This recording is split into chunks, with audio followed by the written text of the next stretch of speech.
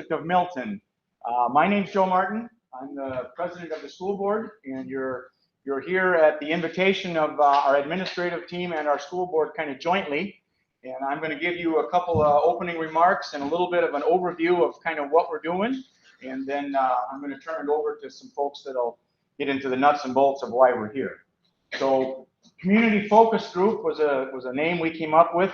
You folks are the group that we are engaging with here. And when we say community, we made a concerted effort to reach across lots of different factions in our community.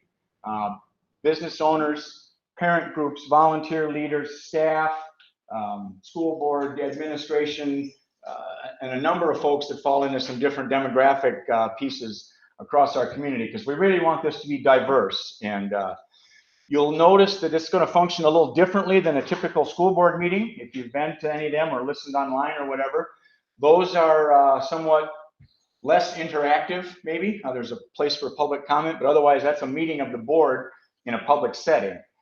Tonight's going to be different than that. We want this to be engaging and interactive. We're going to want your feedback, your input, etc. We've got a lot of material, a lot of content we want to deliver, but by all means, we want you folks to ask the questions, to engage us, and if we know we're going to go over something faster than you can absorb it. That's just kind of the nature of the subject. So please feel free to engage with the speaker, whoever it happens to be, or you can direct your question to either me or some of our other folks that I'll introduce you to here in a minute. We are going to structure this in a way that we'll have a break somewhere in the middle, and I don't know exactly where it'll fall, but if you jot down a question that you don't feel like raising your hand to ask, we will have a 5-minute recess of sorts that you could ask it or raise it to somebody, and we can ask it on your behalf or anything like that. And then we'll follow up with the second half of the presentation. You may think of a question when you leave here tonight, or if you think of one that you don't want to ask in front of everybody, that's fine. We encourage that. Please reach out via email, phone, etc. We'll address that the next chance we get. We've envisioned this as a 3-meeting series, and really want to structure it such that each meeting builds on the previous one somewhat. Tonight we're going to talk about some big picture things with school finance and try and give you a little bit of snapshot of how this functions on the big level across all districts to some degree, and how that impacts Milton. We'll follow that with a meeting that dials a little bit more closely into Milton's situation, if you will, focusing on what we've learned about what builds into that. And then the following meeting would build more pointedly towards things that we want to learn from doing this process. So you're the group, you're representing the community. The focus is finances. I'm sure you've all figured that out. Finances in a school district setting are primarily driven by a budget. And you folks all operate budgets in your private lives, maybe your professional lives too. We function by assessing what we think are going to be our income and our costs on a kind of a yearly basis. Once in a while, we'll look at a few of those in a series to sort of study trends and figure out what things are happening. But to do that budget process, our school board, which I'm going to introduce the rest of to you right now, you've already met me. Ed Snow is in the back of the room for us. Rick Mullen, John Doomer. I don't know if I missed anybody else. We've got a couple former board members, so thank you for coming to support us that way too. So the school board is ultimately responsible for the regulatory authority, the oversight, if you will, of any particular budget. But we don't do the heavy lifting, right? We've got professional people that do that. That falls to our administrative team, primarily our superintendent and our director of business services. Rich Donlin is our superintendent. Rich has got a piece of the program that's going to follow right on my heels here. And then the real meat and potatoes of what you came for is going to be handled by Ross McPherson. Ross is our director of business services. So we lean heavily on those folks to generate the information that we need to calculate the budgets, et cetera. And then, like I said, the board is ultimately responsible for approval of that. We're trying to make an effort toward looking at a little bit of a longer term issue here of what happens after the budget that we're living. And school board budgets are driven by a lot of things out of our control. There's a lot of statutory stuff that we have to do and have to follow. And then to some degree, there's things that we have a little discretion on. School finance is nothing new. If you follow the news at all, lots of our friends and neighbors have dealt with this issue. We deal with it, of course.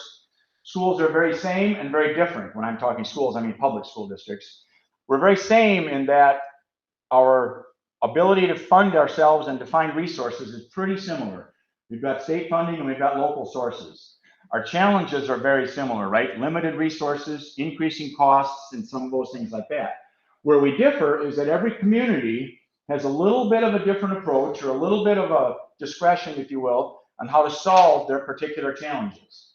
And that's where the boards of education and their administrative teams piece together their solution to whatever their particular challenges are that year. So that's a little bit of an oversight of what is going to happen in the 3-meeting series. Oh, I failed to mention, we're recording these. We would love for you to be able to attend all 3. If you can't, that's fine. You could be able to go back and look at the meeting content, both of this one if you're here in person and we went over something too fast. If you missed the next meeting and you want to stay engaged and stay up to date and build on what you've learned here, they are recorded, and we would encourage you to view the recording and then hopefully follow up and attend the 3rd meeting or whatever fits your situation. So please know that they are recorded for your benefit and for folks that can't join us. So we want to make that clear up front. So having said that, I think I covered a couple of the things that's on the welcome slide there. That's the 3-meeting format, if you will. Those are sort of the broad subject matters of what we're going to cover. We've got, if you want to flip to the next one, Carrie, we've got a guiding principle of sorts that we repeat at every meeting of the school district, and it's what of the school board, I'm sorry. And it's what kind of guides all of our decisions, whether it's curricular or financial or whatever it is, in that we've got a vision for our district, we've got a mission statement that supports that vision, and then we want to make sure that we're equitable in the way we apply all of our decisions and framework that we operate out of. So I'm not going to read those to you. They're certainly available for you to absorb, etc. So having said that, I'm going to transition out, and I'm going to bring up Rich Dahman, our superintendent of instruction here. And Rich has done a wonderful job for us. He's been in town 6 years, 5, time flies. But at any rate, feel free to reach out to me with questions, or Rich is going to take over the next spot. All right, thanks a lot, Joe. As Joe mentioned, I want to echo Joe's thanks to all of you for taking part in this. I know some of you were not able to make it to all 3 of their sessions, and that's just fine to be here when you can. As Joe mentioned, we'll be videotaping, and you'll have a chance to watch a session that you may miss to stay caught up on things. Joe also described Ross as the meat and potatoes of the presentations. I think Joe provided a great appetizer, and I'm a super salad maybe. I'll be quick with my comments and then turn things over to Ross. As you came in, you should have picked up a packet that on the first page has some meeting norms for the group. And they're pretty straightforward, but I want to preview 1 or 2 things there. So we do have a shared commitment. We're here to honor and to plan for how we can best meet our students' needs as a school district. We expect respectful communication from folks throughout this. Joe highlighted that we have 3 different sessions with 3 different topics, so it's important that we stay on topic, but we will have a chance to preview some things that are coming up at the next session, and if folks here in the group have some things that fall under that category for the next session or the 3rd session, that's a good time to give us a heads up and we can build that into our preparation. And then Joe mentioned that we're recording this.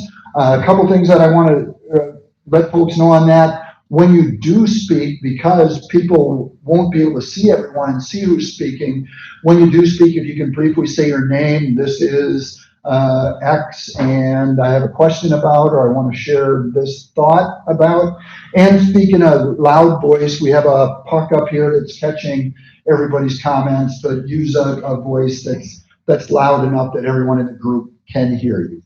So with all of that said, the other things in the packet, there are some graphs in there that Ross is going to speak to. And then the back page is a glossary. Education, especially education finance, has a lot of unique terms. And you can refer back to that if you hear us speaking to something and you want a definition of that. Don't be afraid to ask questions, pause us if there's something that we're talking about, but also refer to that as needed. So Ross, if you want to hit that. A couple things that I want to highlight before Ross dives into the numbers. We do a really good job as a school district, and we work hard to balance providing a high quality education for students and opportunities for students, and balance that with being fiscally responsible. And it's been something that's very, very important for our school board over the years. Even as our board has changed members, we've kind of kept that as a focus. So those two things and finding that balance between those two things. A couple notes to highlight the high quality education and opportunities that we provide for students. Our students had the top ACT composite scores in Rock County last year, and that's students across all of the different school districts in Rock County.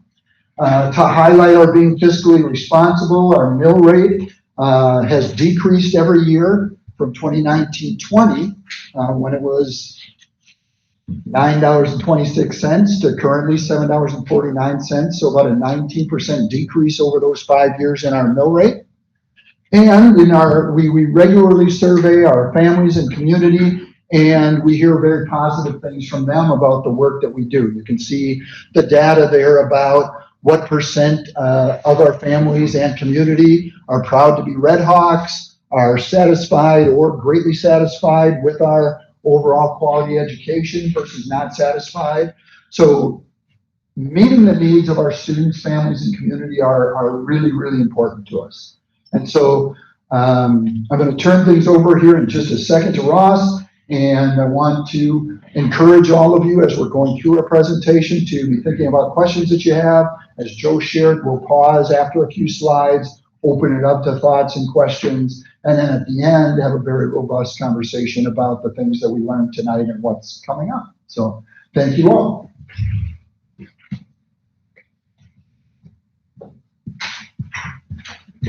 Good evening, everyone. I can't say I've ever been introduced as meat and potatoes before, but I'll take it. As mentioned a few times already, we have three major topics we want to cover tonight in our first session. First of which is going to be the history and kind of an overview of K-12 funding and what's been happening in the most recent history. Next, we're going to take a deep dive into the revenue limit, which is going to feed into the handouts many of you have picked up already. And finally, we're going to close out with discussions around what's happening with state funding and the equity surrounding that. Before we dive into all of that, though, we have one more thing. And I'm going to hope that the volume is behaving tonight, but we have a brief video that is being put out by the Wisconsin School Public Relations Association and the Wisconsin Association of School Business Officials. All right. Our public schools are the cornerstone of our community. The education and opportunities we provide for students today shape their futures and ours. Schools, like any organization, need money to operate, but in Wisconsin, funding the needs of our schools has been a growing challenge. State policy limits how much school districts can spend. The vast majority of school funding comes from a combination of state dollars and local property taxes. It's called the revenue limit, and it acts as a cap per student that school districts can spend each year. Even if school costs go above this level, schools can't spend any more than this limit. From 1994 to 2009, these revenue caps were adjusted for inflation, which meant they helped schools keep up with ongoing needs. But since 2010, the resources districts need to survive have fallen farther and farther behind the basic costs to operate our schools. By the end of 2025, the revenue limit will have fallen more than $3,300 per student behind inflation. With a district of 1,000 students, that's a decrease of more than $3 million. What's more, each district has a different revenue cap, and these caps are not tied to the needs of the students or the costs to the schools that serve them. Our job as a school district is to make sure all of our students have access to the exceptional educational opportunities we provide, no matter what their needs when they walk through our doors. But state funding falls short of what it costs to meet the specific needs of many of our students. When that happens, we have to use money from our general fund to cover the difference, which means taking dollars from other important needs. The largest portion of our budget goes towards staffing. Our people are the heart of our schools. Without enough educators who instruct, support, and inspire learning, schools can't provide the lessons, programs, and opportunities our students deserve. Other important budget items include curriculum, technology, transportation, operations, and maintenance. School districts work hard to balance their budgets, yet resources for schools have been shrinking year after year since 2010. With costs growing so much faster than funding, districts are always looking for ways to trim costs and work smarter, like deferring needed school maintenance, cutting programs, reducing staff, and many other strategies. But schools can only cut so much before they start to harm educational opportunities for their students. To maintain class sizes, keep up with rising costs, take care of school buildings, and protect high-quality instruction, many districts have turned to their community to help fill the state-imposed funding gap. Since the arrival of revenue limits, over 80% of school districts have done so by asking local voters to raise their caps through an operating referendum. Most have used the option multiple times. Our children don't have time to wait for state policymakers to fix the school funding system. By putting the needs of our students first, we are investing in their potential and the future of our whole community. Strong schools make strong communities where families want to move and stay. Learn more about school finance in Wisconsin by visiting our websites. All right. One thing I like about that video is it puts a lot of information into a concise 3-minute period, but we're going to spend a little more time diving into some of the revenue limit discussions that video previewed for us. So, yes. I'm sorry, there's one thing that I should have mentioned, and if we're in the middle of things and you need to step out for a minute, feel free to step out, and there's restrooms both out that door and to the left and back where folks came in. So definitely feel free to leave if needed. Okay. I want to start the discussion by saying that the last time Wisconsin created a comprehensive school funding model was back during the 1993-94 school year. It was referred to as the three-legged stool of school finance. This analogy is intentional because the three components were designed to work together to sustain the model. The three items were a state commitment to 2/3 funding statewide in the form of state aid, the qualified economic offer, which provided for a way to conclude collective bargaining at a 3.8% total compensation increase, and the creation of revenue limits. As you can see on this slide, in the last 20 years, 2 of those 3 legs were removed. 2/3 state funding ended in 2003.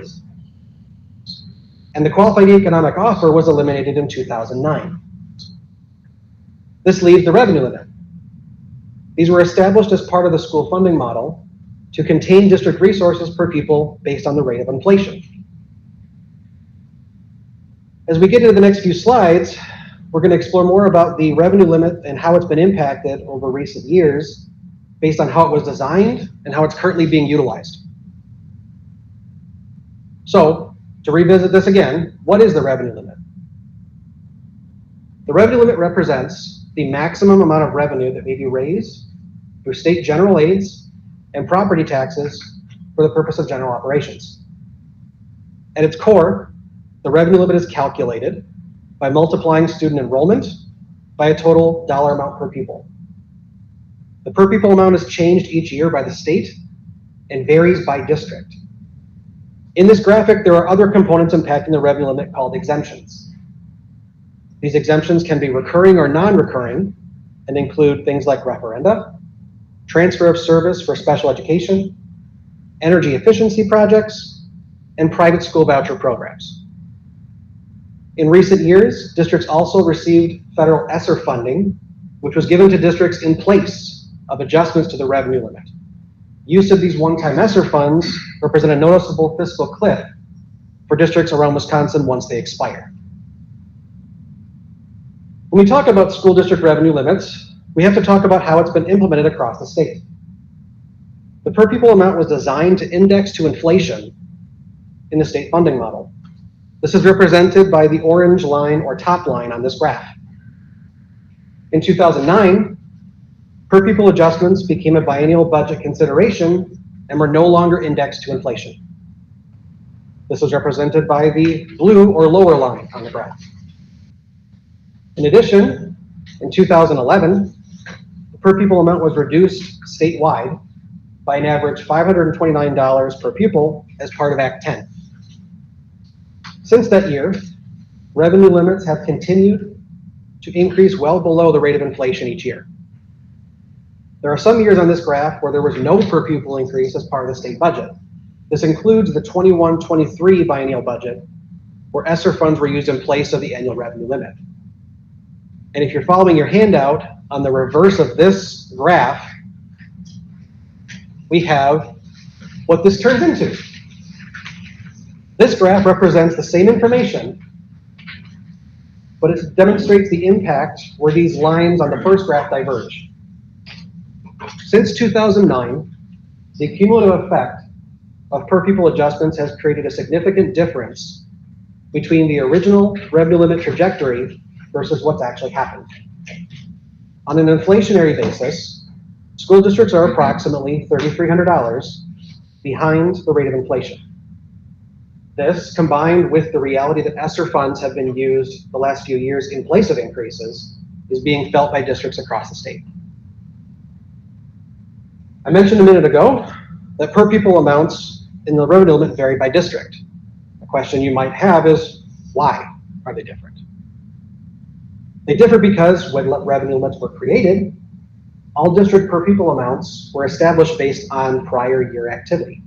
So all the way back to 1993-94, they looked at what districts had done the previous year and established that multiplier. That's what created the base multiplier for all districts. Over time, per pupil amounts have shifted based on the state budget and exemptions under the revenue limit, for example, referendum activity. So what does this look like at a local level? This graph shows the 2023-24 revenue limits for our comparison group within the Badger Conference. Each of the 15 districts here have their per pupil amounts represented graphically in order of highest to lowest. The two horizontal lines on the graph represent the average per pupil amount within the group, the orange line or upper horizontal line, and the minimum amount per pupil allowed by the revenue limit, the gray line, also referred to as the low revenue ceiling. This demonstrates how much resources can vary in a cross-section of districts, but it does not tell the full story. In your handout again, on the reverse of this graph, you'll see a very similar looking graph. This is the same information, but it's broken down in its component pieces for more discussion. Within the revenue limit formula are those exemptions we touched on earlier. When you break down the total revenue limit, the comparison starts to look very different. The base revenue limit calculation for all districts represented here is shown in blue. This is the basic membership or enrollment multiplied by our per pupil amount at the local level.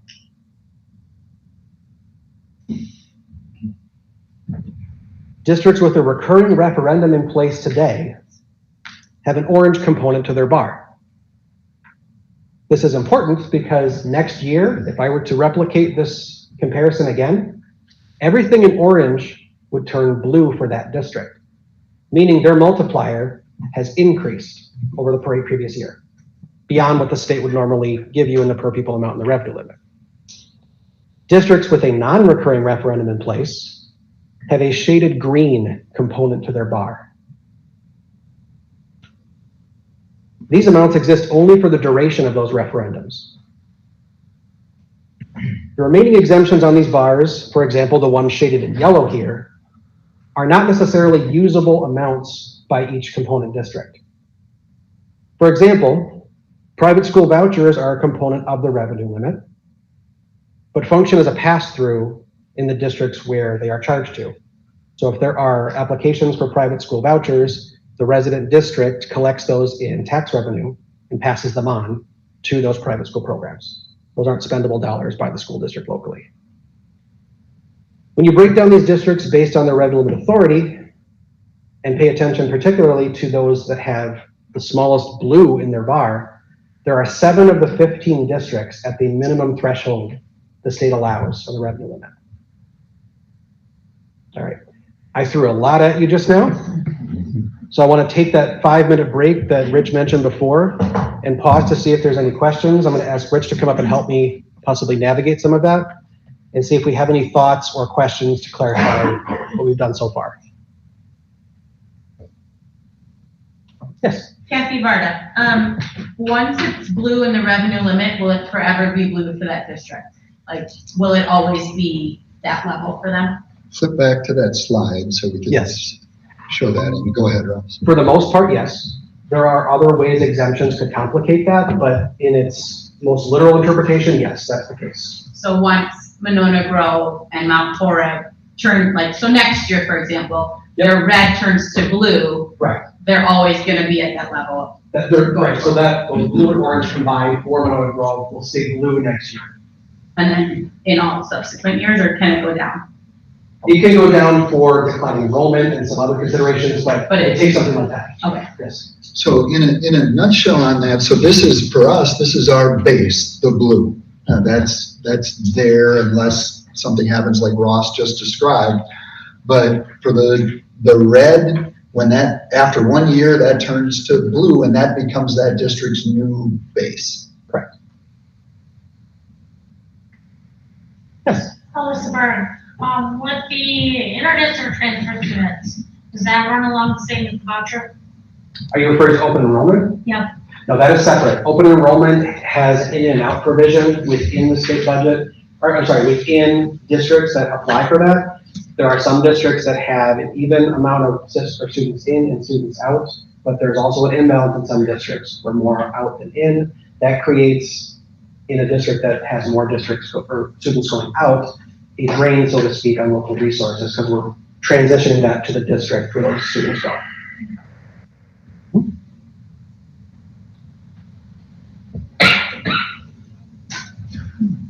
Quick, Ross, Rich Gruber. Yes.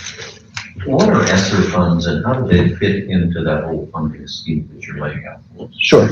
ESSER funds are specifically related to federal funding given to districts across the country in response to the COVID-19 pandemic. They were given in a series of 3 awards between March of 2020, and the funding is available through September of 2024 this year. Those awards were given initially to foster things like virtual instruction, but quickly transitioned into initiatives surrounding learning loss and how districts are responding to learning needs post-COVID. The reason the second part, the reason I bring that up is the years I mentioned here, where we talk about the per pupil adjustments and the revenue limit itself.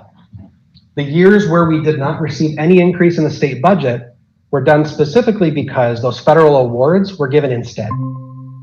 The reason that's relevant is those federal awards were one-time funding.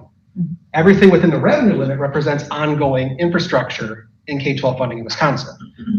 Districts that had to use ESSER funding during those 2 years have used it and it's now gone, and those funds weren't replaced by by state dollars or state authority. One thing that I add to that, and we are going to talk a little bit more on an upcoming slide about ESSER and that topic, but while Ross mentioned that, the state of Wisconsin made that decision to utilize those federal funds in place of increases to school funding. Other districts or many other states kept up their regular funding and then gave the ESSER funds in addition because they were one-time funds to address those specific needs. We were really cautious as a district to not utilize our ESSER funds for costs that are going to be ongoing because we know that as one-time funds, once they're gone, they're gone. Mm-hmm. As the state legislature begins its work on appropriations for school districts for people funding, they're actually going to be operating in a deficit because the federal ESSER funds are no longer there. Does it put them in a position where they're either going to tax to bring themselves back up to a balancing point with the original base, or how does that work? So it's twofold. The first answer is because they didn't change the revenue limit, it didn't move how districts have their operational funding affected. So since they didn't move the needle, we don't have the authority to go beyond that anyway. We were given the resources and the one-time funding though, to say basically a use it or lose it type situation. So the state, from their perspective, really doesn't have a threshold to come back to because they never raised the bar. One other thing on that topic is that at the time when the state was giving no increases for these years was also a time, and I'm sure you all remember well because you were dealing with it in your household or business budgets, that inflation was taking off. So you can see the orange CPI line going steeper over those years when there was high inflation, and we, not just we, but school districts across the state weren't seeing the increases that kept up with those increased costs that we have. If you jump ahead 2 slides here, Joel, or Ross, I want to highlight that. Actually, one more, the one that has, this. We use the Badger Conference in this comparison, and sometimes we look at school districts in Rock County because they're our neighbors. But in Rock County, we're a little bit alone because there are 2 districts that are considerably larger than us, with Janesville and Beloit, and then the rest of the school districts considerably smaller than us, and we're kind of in the middle there. When we do comparisons with the Badger Conference, it's mainly districts that are reasonably close to us size-wise and a little bit more spread out geographically, but not wildly spread out across the state. But we also know that situations are different in every school district.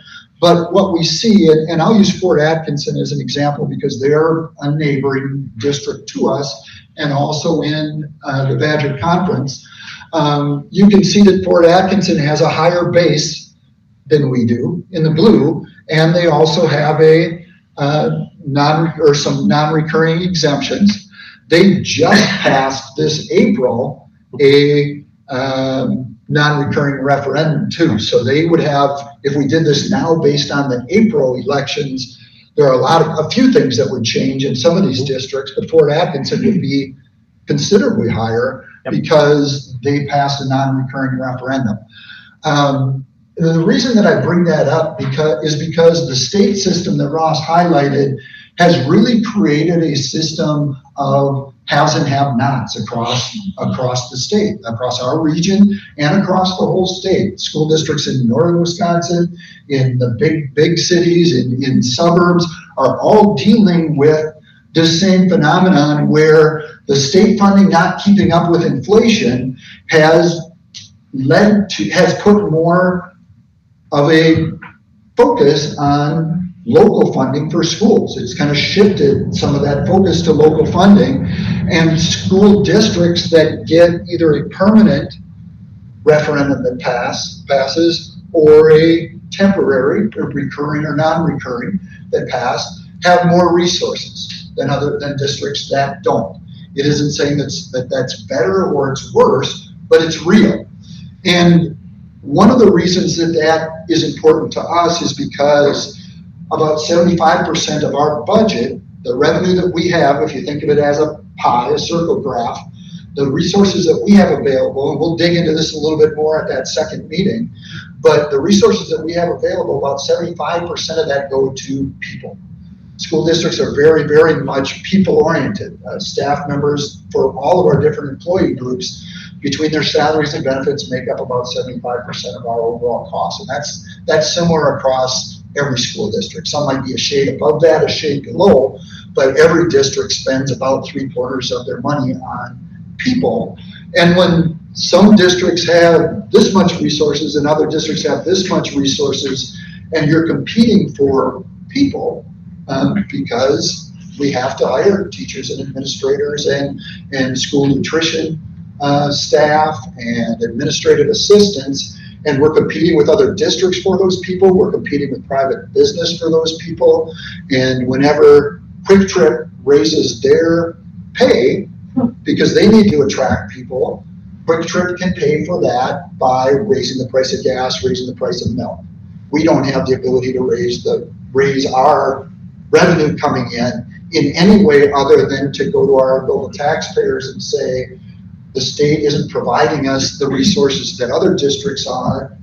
This is what this is going to mean to us down the road. And many districts, as you can see, have had their voters approve either recurring or non-recurring or referendum. So part of our conversation through the series of 3 meetings is going to be to talk about tonight the state system and what that means statewide. In the second meeting, what impact does that have on our budget and our budget projections for the next few years?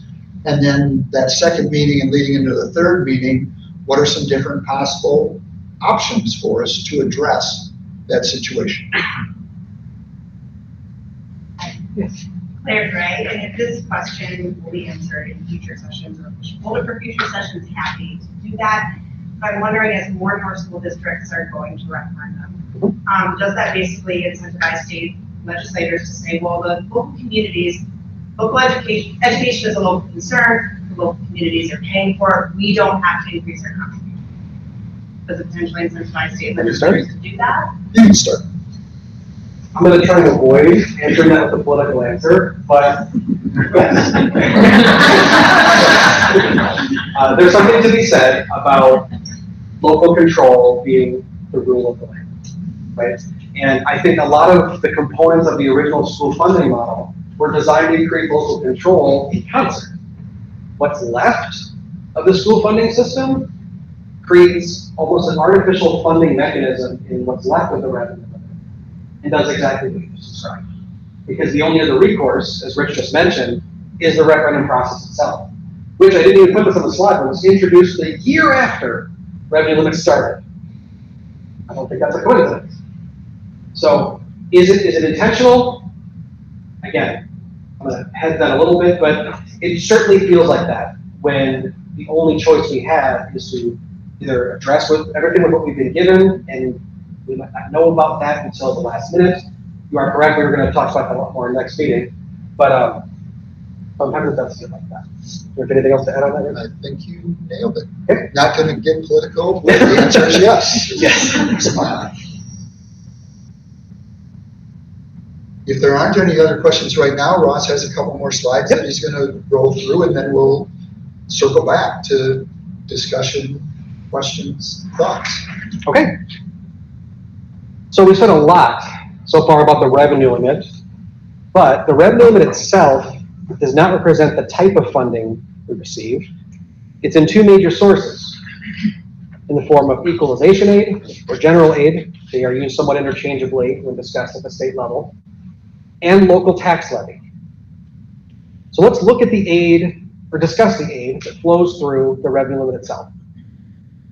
Equalization aid represents a cost-sharing formula for all school districts based on 3 primary components: local property value within the district boundaries, district spending, and enrollment or membership. To determine how much aid a district receives in a given year, the state will look at these 3 components by dividing them into each other. Total district property value and total shared cost or spending are compared to student membership or enrollment to create property value and spending per pupil ratios. The more property wealth and spending per pupil a district has compared to the rest of the state, the less equalization aid it will receive, and vice versa. Since removal of 2/3 funding itself, state share of total revenues has fallen from 2/3 to approximately the low 50% statewide. This creates a dynamic where an increased burden falls on local Wisconsin school districts as part of the revenue limit calculation each year. I want to talk briefly about, or try to summarize some of the things we've talked about tonight and give you some parting thoughts before we open it up for some more questions. In a nutshell, very few parts remain from the historical Wisconsin K-12 funding model. Revenue limits continue to control main district revenue sources, but has been decoupled from inflation itself, and funding has been rather inconsistent. State's share of revenue limits in general has been in decline since 2003, when 2/3 funding ended. Statewide, if you look at the state budget, apart from local school district budgets, state aids as a share of state general purpose revenues, or GPR, has fallen from 43.1% to 36.6% since 2003. Federal sources like ESSER, we just discussed tonight, were used in place of state increases in the last state budget. As such, many districts, although handled differently across the state, were forced to fund operational expenses using federal stimulus funds in ESSER, which is generating a rather large fiscal cliff statewide. And finally, Wisconsin educational spending in comparison to the rest of the country is also in decline. The state of Wisconsin was 11th in per pupil spending back in 2002. After the census data published in 2021, we are now 25th and falling. Keep in mind, this is before census data is published around the 21-23 state budget, which is when that census data was published. So once again, I want to open it back up to any further questions or things you may have thought of, and we'll discuss that and look towards our next meeting as well. Rich, anything you'd like to add?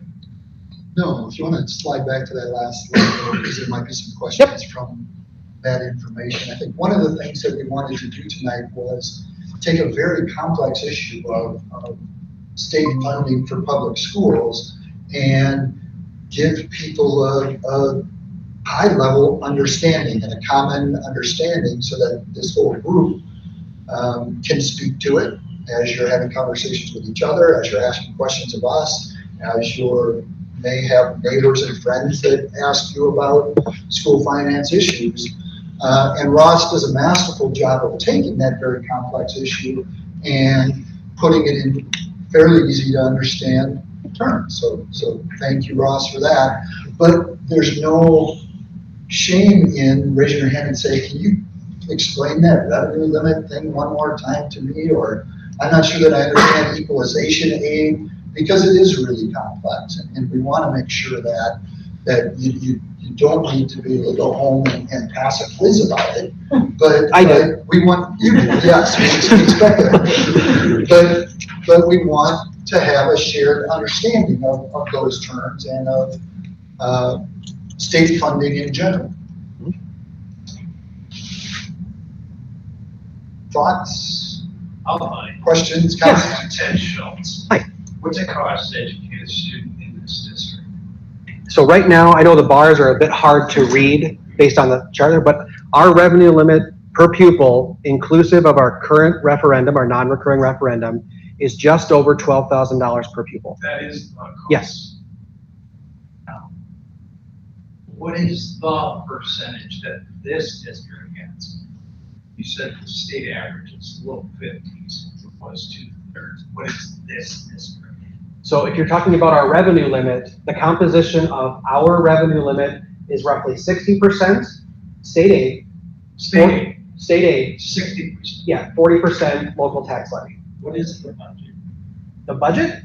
Total budget. The revenue limit, like I can sense in terms of revenue, is about 22 million. Oh, wait, I'm thinking of the wrong thing. $22 million is the tax levy. I don't have the number in front of me right now. I don't want to misquote you, but. Yeah. But if that's the levy, so you're saying 60% more would be, so you're about 50 million. Right here, yes. Yeah, and we're going to bring that 50 million. to the next session. We'll have our current budget and budget projection data that we'll be bringing. Yes. What's the total staff population in this district? We have roughly 230 teachers. That's just teachers. Yes. When we talk about staff, there's a lot of different pieces to that puzzle, because you have full-time staff, we have the assistant wrestling coach that might be working with us for part of the time, we might have a summer school teacher that's here for a couple of weeks, And so the number doesn't mean full-time all year Right. people. How But about contract employees? I had it in here and I emptied it out, so I don't have it in front of me right now. We'll have that for the next session. Carter's taking some notes on things. Questions. I Sorry? guess I want to know a couple other things. Let me get to my notes. Go ahead. Okay. Other thoughts, questions from folks? Dan DeFore. Hi. If we have to take this offline, that's fine, because I can't really give you exactly where the number comes from DPI. But when I look at DPI information through 2022, 2023 school year, it tells me that I might have the terminology wrong, but the cost per pupil in Milton is $14,257. So where does the discrepancy come in? There's multiple measures the DPI uses to record student cost. When we were referring earlier to the revenue limit per pupil, that represents the portion of which we raise through the revenue limit itself. So our per pupil authority with our revenue limit and our referendum is just over 12,000. Spending beyond that can include federal grants, state grants, local road sources of fees that would additionally add to that per pupil cost, but they are not part of the revenue limit or the state aid calculation. They're not what's considered part of shared cost in the aid formula itself. If you send us a link to where you got that, we can look at it and bring back more specific information once we've had a chance to look at it. Now, another big part of it's revenue, but it isn't operating revenue, is that back in fall of 2019, the voters approved a capital referendum for additions and renovations to our schools. And sometimes that money gets rolled into a per pupil amount too. And that can be pretty deceptive because districts will go through cycles where they need to sink money into their facilities and may have that on the books for a period of time, and then it will be gone, and then it might come back down the road. It kind of cycles. So at times you'll see big dips from one district to the next. But if you send that link, we'll add that to our conversation for that June 12th meeting. Actually, I want to jump on that comment real quick because what he just mentioned, the dynamic around capital spending versus local spending, is one of the primary reasons why when revenue limits were created back in the 90s, that per pupil amount differed. Because districts that were in the midst of a capital expansion or a large repair job were spending more per pupil because they were fixing a roof or they were installing or putting in a new building.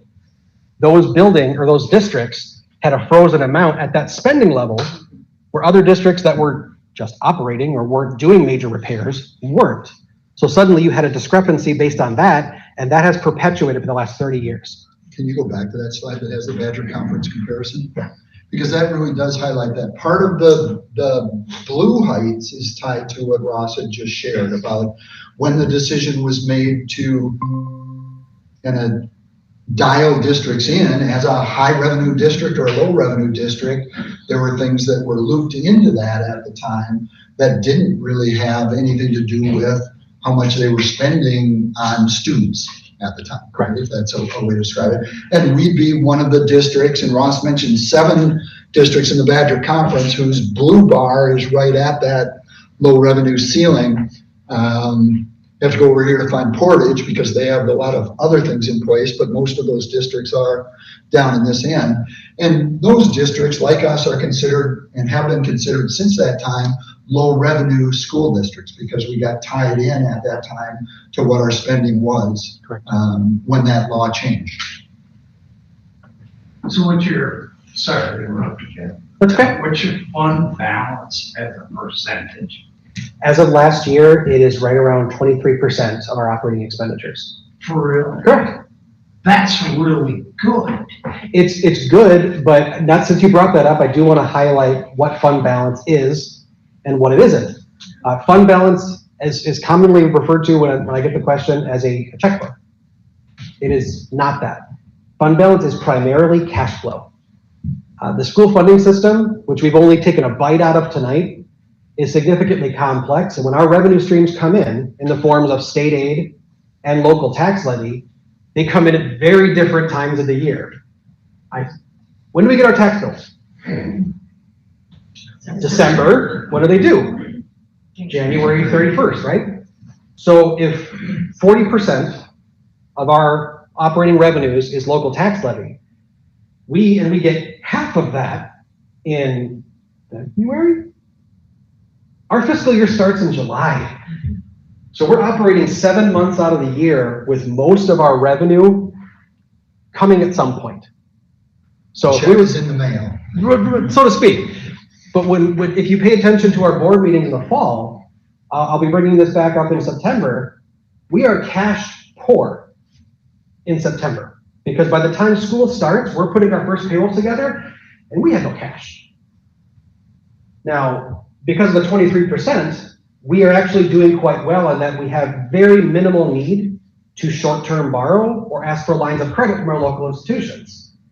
Other districts don't. So because of our current policy of maintaining a fund balance between 20 and 25%, we are able to avoid unnecessary interest. And by the time we do get back to January or February, when most of our revenue is coming in, we are not cash poor anymore. One of the things on that same topic, one of the things that is tied to our budget plan that we'll be bringing to the next meeting. And when our board looks at long-term projections, which we did at a board meeting in December, late November, early December, we look at what is our fund balance, but what is the projection over a few years if we start operating at a deficit. That 23% goes down to 15% to 10% to 40% quite quickly and puts us in a really tough situation. So it's something that we'll dive into a little bit more deeply at the next meeting because that's more local, but I think it's an important piece of the puzzle and a great thing for us to be talking about. Yes. Dan, before. So one of the things you're mentioning here is a key point, and it makes sense, is the decoupling of, I think it's the state revenue from inflation. Yes. In the revenue limit, yes. Yep, in the revenue limit.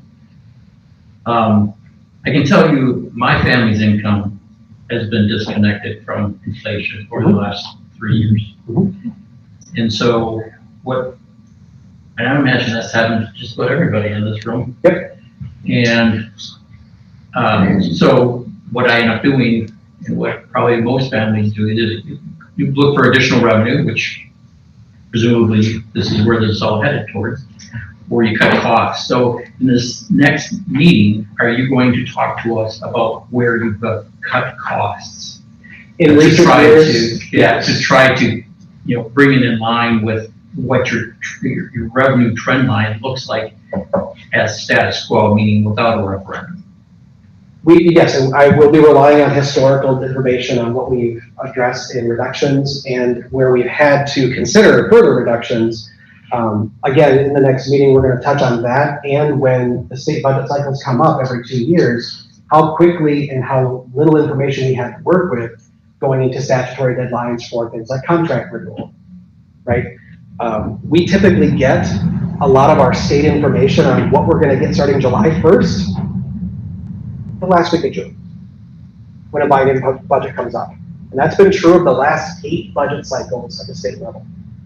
So I'm not sidestepping your question, but the short answer is yes, this district has actually done an excellent job before I even got here of identifying how we can work within our means. But my counter to that is there is no way to cut a district into prosperity.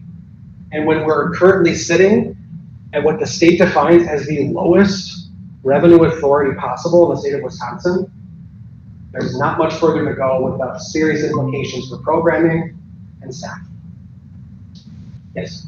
Mike Barron, could you explain how the bleachers at Crossbox being torn down last week? Yes. You want to take that? Or? Yeah, I can start. So this ties into actually the question we just had. When we talk about how late we get state budget information, we were working, or I was not here yet, but this district was working on reduction planning going into the 23-24 school year based on the information we had. wasn't much to go on. We learned over the summer, literally, by the time we got a clear answer in September, that the state had adjusted the low revenue ceiling, which is where we had resided the year before, and we moved up right before school started. So I worked with Rich and the school Board of Education to discuss what that meant for us. And what that did is it created the revenue source that we had not planned on to use on some capital improvement projects. We previewed that with the board in September and October. We approved the fall budget. And we had also put money identified aside for additional capital improvement projects into what's called the Fund 46, which is defined by the DPI as a capital improvement fund. In November and December, we had further discussions in our finance committee and with our board of ed about current needs we can use that money for today. And one that I had heard about since I got here was that the 40-year-old bleachers at the high school need attention back. So we started looking at feasibility. Could we get this done in the current year, knowing that the authority we had just received in September was going to be needed immediately in 24-25 to balance the next budget.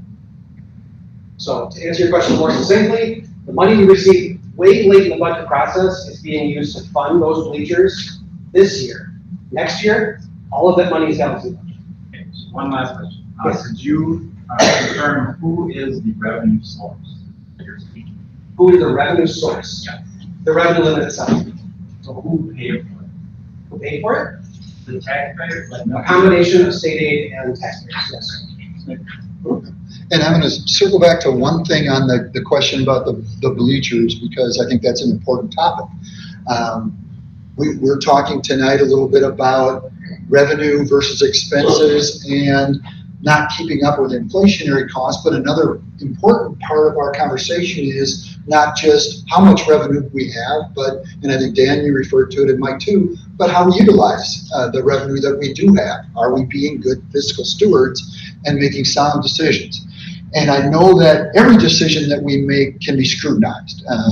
Every choice on how much salary increases for folks, or either some people think it's too high, some people think it's too low, a decision to replace the bleachers.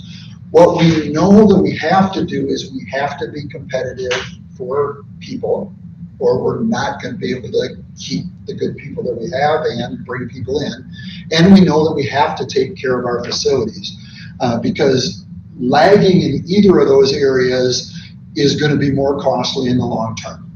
I think that Ross mentioned the bleachers at the high school were over 40 years old, and there were some very significant accessibility issues that to the point that people that needed accessibility needed to sit on the visitor side rather than sitting on the home side. And we've been telling people, well, this is an issue. We know it's an issue. We're going to be dealing with it at some point. And we had an opportunity because of the state funding that Ross just described to deal with that right now.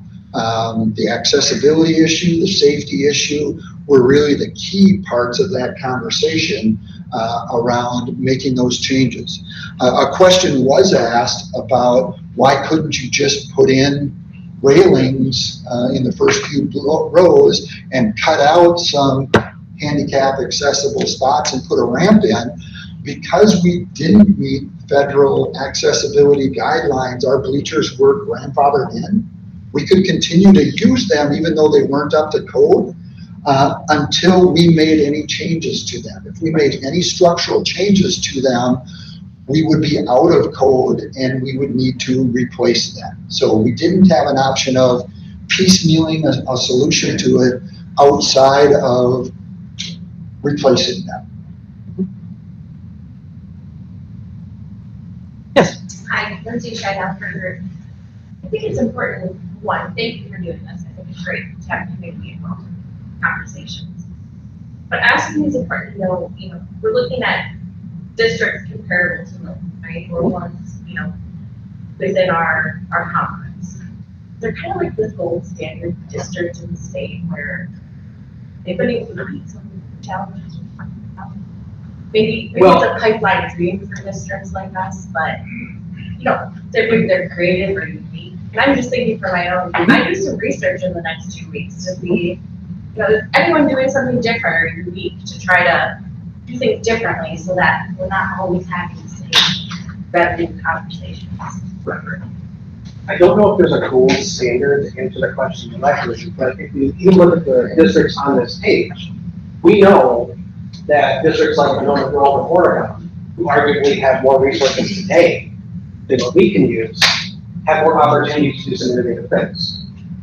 Before I came to Milton, I was in other school districts, and some of their spending was focused on more innovative projects for CTE programming, technology integration, nursing programs, college readiness, things that we are doing in some capacity, but other districts are doing in states.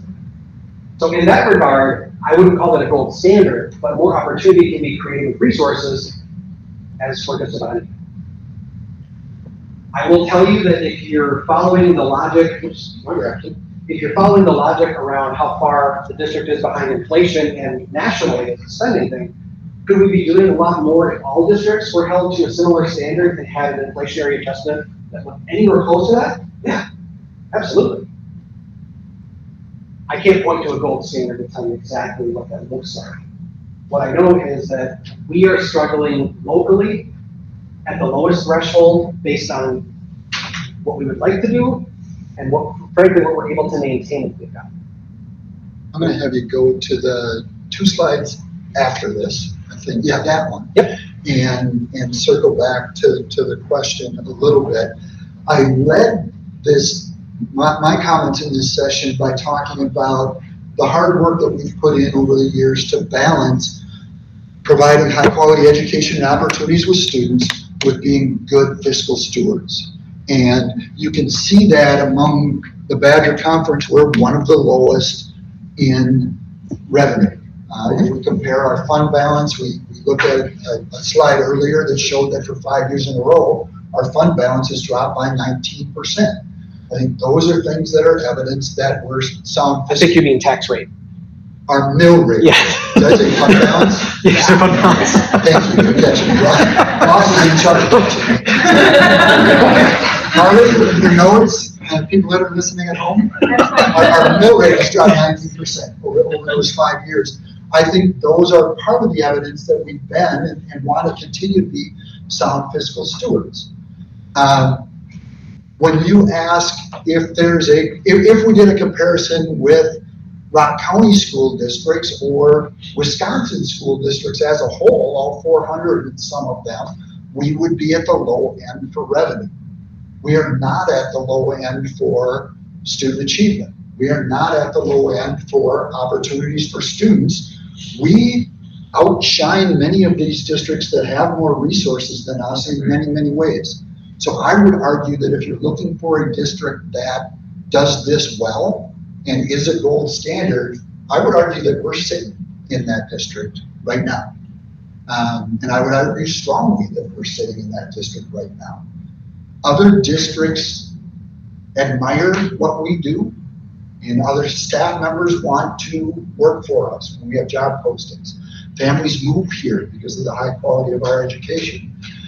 What we want to make sure that we do, and we meaning collectively our community, is that we're able to continue that, because we're going to see that this is an important piece for us. If we didn't have that, we'd be here and at a level where we're not only near the low end, but at the low end.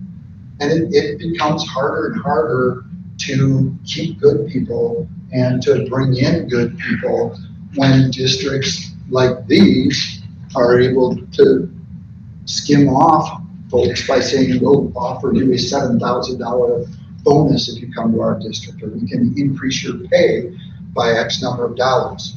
We've been really good over the years at being at this end for revenue and being in the middle or better for salaries and benefits, because that helps us attract and retain good people in all of our jobs.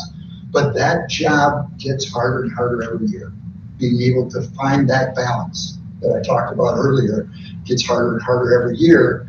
And in 2 years, when this expires and we have a deficit of 5% of our revenue, it becomes impossible.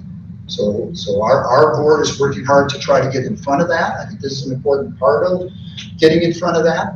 And I think it's a good thing to remember that we have a strong reputation across the state and in our area, both for what we do academically, for opportunities for kids, and also for how we manage our resources that we have.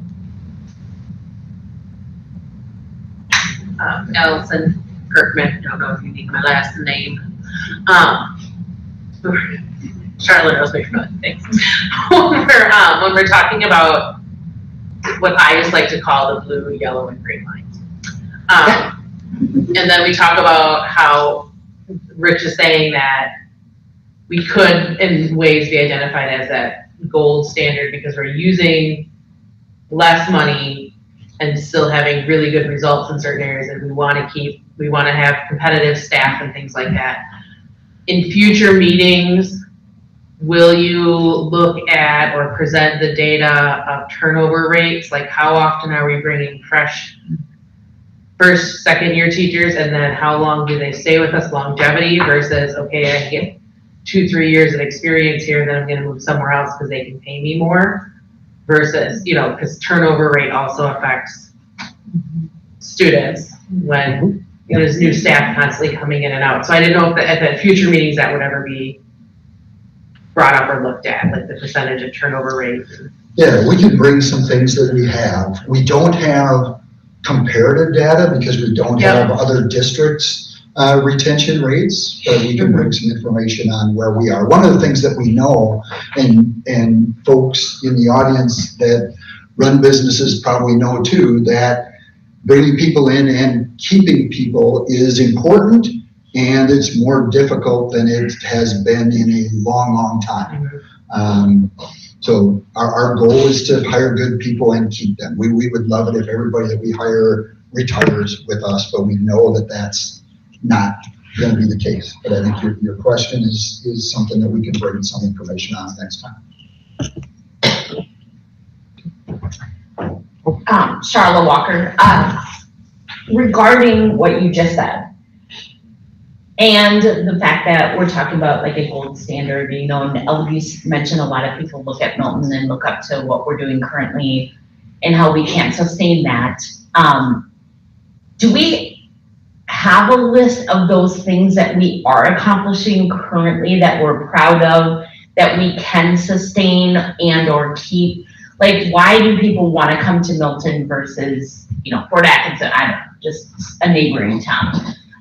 And what are the things that we're doing that are currently attractive to people, students, families, teachers, and what can we sustain and what are crucial that we need to replace? And this may not be an appropriate meeting. I think that kind of gets into the second half of meeting 2 and all of meeting 3. Is kind of that, based on the information that we have, what does that mean for now and what does that mean moving forward? So yes, we'll tie that into that conversation for sure. And is there anything that we could be doing between now and the next meeting to better prepare ourselves for information or data that? If you have thoughts on things that you want to talk about beyond what we talked about now, because a lot of what we're hearing now are ideas on here's some things that we want to hear more about and talk more about the next time we get together or the next 2 times we get together. So everybody has my email address. Reach out if there are questions that you have or things that you think would be valuable to discuss.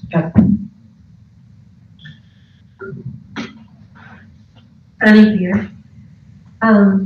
It's been quite obvious the last few years that Milton is growing. The city has done a fabulous job getting more industry. I'm just wondering how that growth affects the revenue for the school district in general. It should be a net positive, I would think. Does that figure in the auction? It does. You can address the technical side of that. I'm gonna get a little geeky for a second. Okay. So yes, when you talk about tax base, you're talking about total property value within an area. It used to be that net new construction in a given area offsets increase in tax need and tax rate. Not as true as it used to be. Now, yes, Milton has done some growth, but if you talk statewide, the increase in tax base has been handled differently depending on where you live. There are some areas across the state that have created TIF districts. I see a couple nodding heads. These are tax incremental financing districts, whereas there are incentives for businesses or other development area, residential areas even, to create a tax sheltering for a given period of time. And the proceeds, I don't pretend to be a municipal expert, I'm just explaining the basics. The TIF proceeds or the growth of that area is reinvested into those projects to continue to build it up until completion, whereas owner of that land might then lease it out to other businesses or rentals or even condos, depending on the area. And that revenue offsets the construction costs and avoids taxes for a period. Reason I bring that up is not to complicate the question, but when you talk about growth and net new construction, it's not bolstering up tax base like it used to statewide. So you combine that with the highest inflation we've seen in 40 years and where that's ending up, and you see a disproportional increase, not on the commercial side, but on the residential side. That's true of anywhere. If you can, one other thing that I want to share on that, if you can go to, I think it's your very last slide before the question mark one, the one after that, is it one more, this one? Yeah. On this one, it talks about, find it here. You know, maybe it wasn't that one, but we don't need it to necessarily speak to it. You asked about business growth in the community, and we know that there are both some large and small businesses growing. And in many ways, that's great for the community. And the impact on the school district is twofold. Having additional businesses brings additional workers brings families eventually bring students into the schools. Those don't always happen at the same time. You might see some homes being built, and people always ask, is enrollment going to go up when these new homes are built? And oftentimes, if those are starter homes, it might be a married couple moving into that home that either don't have kids yet or don't have kids that are in school yet. So sometimes there's a few years lag time between a home being built and the school district's enrollment growing. What does happen anytime a business opens, a new business or a new home is built, is that mill rate is built by two different parts. The levy divided by the total equalized value of all the properties. So when a new business opens or a new home is built, that spreads that levy out among more people. And then each individual person's portion of that goes down. On that first slide that I shared where I talked about the mill rate decreasing, I got it. The mill rate decreasing over time, a large part of that is because our levy grew, but it didn't grow nearly as fast as the equalized value of the property in the school district. Now, for individuals, when the property value in the district goes up, that can mean that it spreads it out further. If a new business opens up or somebody builds a home next year's, they're paying part of that levy now that they weren't before. But the other part of the value, the property value going up across the district isn't just new property or businesses, it's also each person's individual property's value increasing. So when I talked about our mill rate going down 5 years in a row, someone might say, well, wait a minute, my property taxes for the district has gone up during that time. It's because that your property value has increased, and the school district doesn't control what happens with your property value, and property values across our area and across the state have been on a pretty steady and steep increase. And that pays off for folks when it's time to sell your property, but when it's time to pay your tax bill, it you don't notice it as a good thing necessarily. So our job as a school district is to manage that levy so that we try not to have huge increases and huge decreases in the levy from year to year, because that's going to cause a person's property tax to jump by 15% one year and then decrease by 10% and then jump again by 20. And we don't want to do that to our business owners or our homeowners. So an important part of the conversation that we'll dig into a little bit more is how can we manage steady growth in our levy to avoid those ups and downs. We have some neighboring districts that have been in kind of that cycle, and it's hard to get out of that cycle sometimes too when you're in that. Yes. Mayor Grant, you presented some additional slides beyond what's in this packet. Will the whole slide deck be available? Yes, we're gonna post this on the website.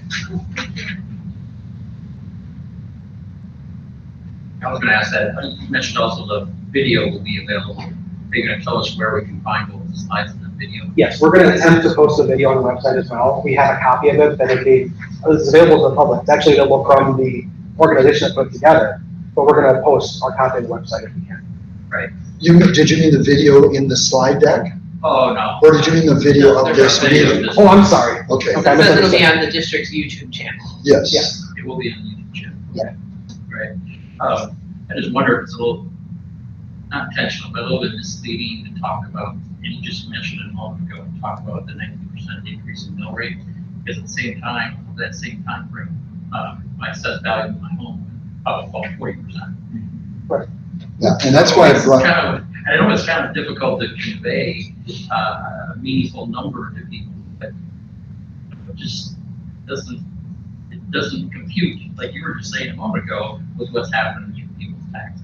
And that's why I brought that up, because you're exactly right. The mill rate is the portion that you pay on the value of your home, but if your value of your home is increasing faster, like you shared, it's gone up by 40% in X number of years, then your property taxes are going to go up.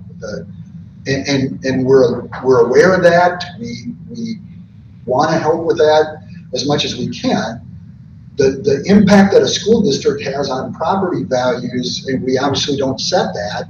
Typically, if a school district is high performing, people want to live there, so property values increase. We certainly don't want to be a district where everybody's property value is going in the tank and people just want to leave. So it's do a good job as a school district. People want to live there, property values go up. The downside of all of that is for individual property owners, their tax bill goes up every time that increases. So yeah, you're exactly right. And that's an important piece of the puzzle. Kathy Varda, I have a couple of questions. You touched on it slightly, but like school of choice, the number of students in and out, and how that affects our revenue. And I think very recently, for the first time in many, many years, we had a positive school choice, like influx of students into our district from neighboring districts versus more leaving to go other places. So how's that affect? And then on our non-recurring referendum, what is that money? Or what is it? Why don't you start with the non-recurring referendum question, and then I'll circle to the. So when we talk about our overall authority of roughly $12,000 in our revenue, were the $2.5 million to disappear, we would be back at that $11,000 figure. So right now, the operational amount we're functioning with is $12,000 for people. That goes into all the things that we've just been discussing: staff, transportation, right? But it's all baked in at this point. If we were to ask ourselves 10 years ago when we were first considering that referendum, what it would mean for the district, I certainly don't think anyone would have expected this. Sorry, I'm closer to this, right? Because at that point, we were sitting roughly here before that all started, and then the jumpy blue line. To your first question, though, I want to do a quick clarification about school choice. There's two components of choice that we navigate right now in the district. One is called open enrollment, which every school district in Wisconsin has the ability to take students in and out based on their resident district. You are correct. For the first time this year, we had a positive or net gain of students coming into Milton as opposed to being, frankly, pretty even. What that means is, yes, we do have a proportional share coming in more than what we're sending out. It's not going to be a significant game changer district, but it's certainly a positive trend. Yeah, that's a distinction, real quick, distinction from public school choice, which is for things like private school vouchers, which is not related to enrollment in the same way.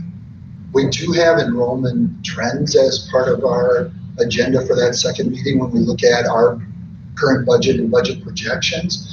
But Ross shared that we are a net positive in open enrollment this year. And over the 5 years that I've been here, we've been kind of in a steady, pretty significantly negative and on a trend, and now are a net positive, which means more students coming in than going out.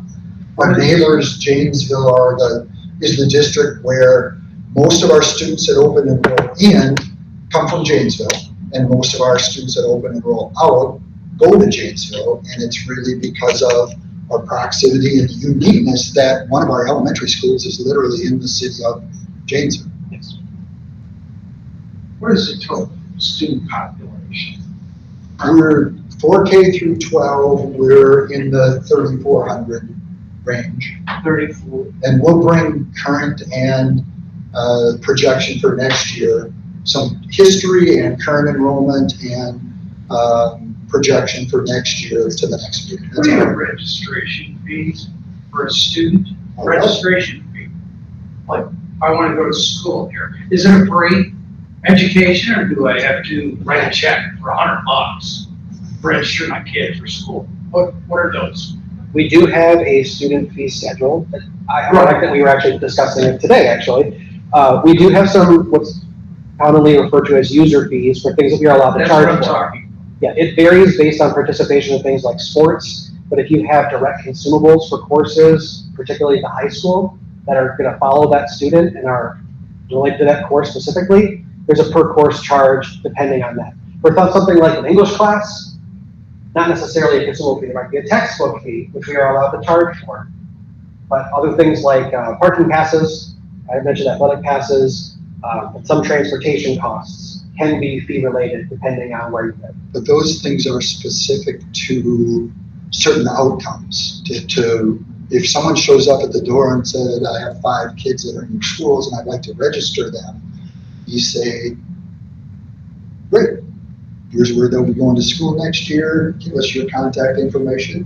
We'll be sending info out in August to get ready for the start of school year.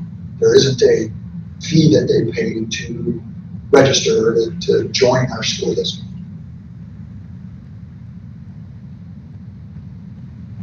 There are student fees. Are there ways to support families who struggle with fees for their students? Yes, we do utilize through federal identification a free reduced lunch program.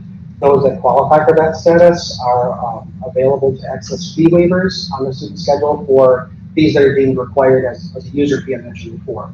Other things for optional fees are not necessarily waivable, but they are considered when determining an individual student situation. Does the food program break even? At the moment, it does.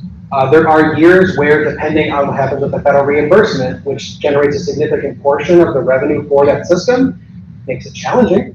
I will say over the last 5 years, it has been the most volatile, especially in terms of meal delivery and access to things like commodities we use to make our meals. We want to be cognizant of everyone's time. We talked about trying to end by around 8 o'clock. We certainly can stay and answer questions that folks have, but we also want to remind people that at the meeting on the 12th, we're going to dive into what this all means for our local budget, both now and projected over the next few years, and what are some potential options to address pending budget shortfalls. We appreciate everyone's time tonight very, very much. If you want to take your name tent with and bring it back next time, you don't have to save it. We'll have the opportunity for you to put another one up. But thank you all for your time. Very, very much appreciated. Thank you. Thank